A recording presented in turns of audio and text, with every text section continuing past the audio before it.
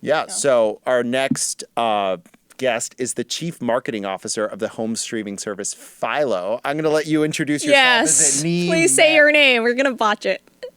No worries. Nii Mantse Addy. Hey. Can you hear me all right? Yes, Yeah, I of can hear you course. all right. Look, Netflix and Hulu and other streaming platforms have shown support for all these ongoing protests. What are your thoughts? I mean, I think corporations have a big responsibility in changing the dynamic of what's happening in America.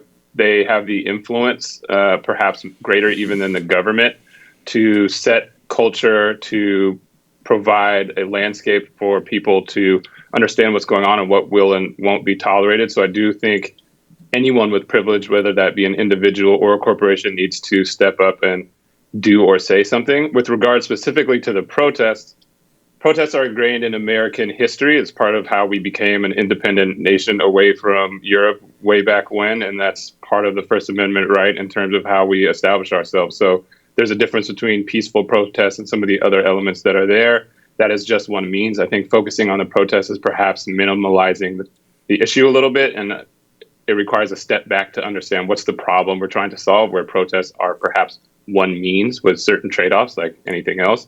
But there are a lot of other things that companies can be doing to make an impact. I think that's really insightful, that the influence that the private sector has over our culture, over our daily lives, they really can do a lot by making statements, can't they?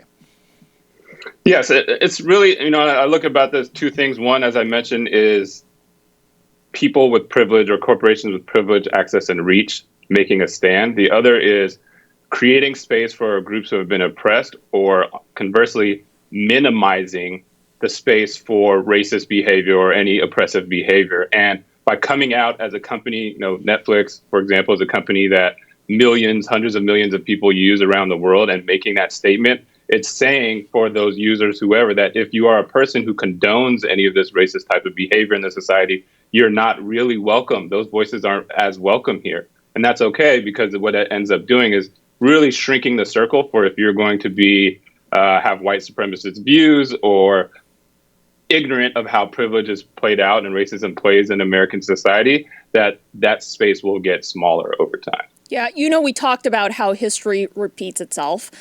Can you recommend some shows or movies that we can watch on either your platform or elsewhere to learn more about what's going on?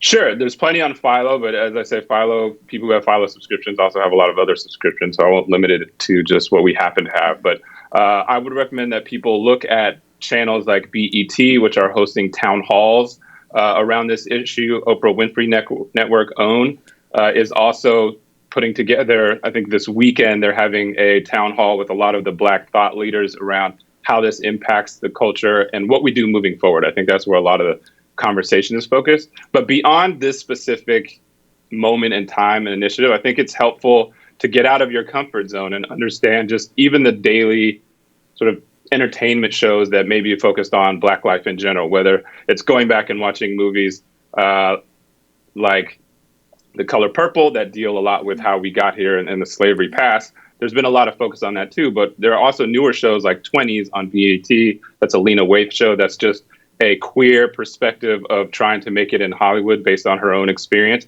and just understanding the lens from people who are different than you and the things that they consume in their daily lives and their self-representations of how they see life can be very helpful. Well, thank you for having this important conversation. Where could we learn more about Philo? Anyone who wants to learn more about Philo, just go to philo.tv. That's philo.tv. We happen to cater very specifically and well to audiences of color. It's a $20 a month product. We don't focus on sports and news so that people can pair it with their Netflix or future of TV, how that's going to play a part in people's lives. Great. Well, thank you so much. All the best to you and your family during these times. Thank you. You both as well. Thank you.